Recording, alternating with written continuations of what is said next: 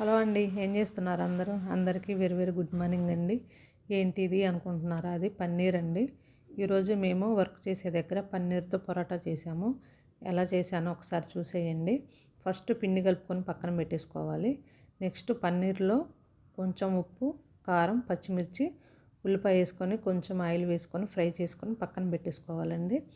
పిండితో చిన్న చిన్న ముద్దలు చేసుకొని ఇలా చపాతీలాగా చేసుకొని ఒక చపాతీ పైన పన్నీర్ పెట్టేసి రెండో చపాతీ పైన వేసేసి ఇలా గుండ్రంగా చేసుకోవాలండి. మనం చపాతీలాగా చపాతీ లేయర్ ఊడిపోకుండా కొంచెం ఆయిల్ కానీ నెయ్యి కానీ ఇలా అద్దుకోవాలండి.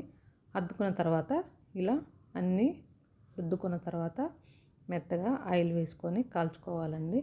నచ్చితే నెయ్యి కూడా వేసుకొని కాల్చుకోవచ్చు.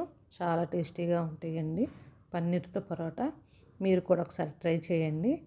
వీడియో నచ్చితే లైక్ చేయండి. ఓకేనా? గుడ్ బై అండి అందరికీ. బై.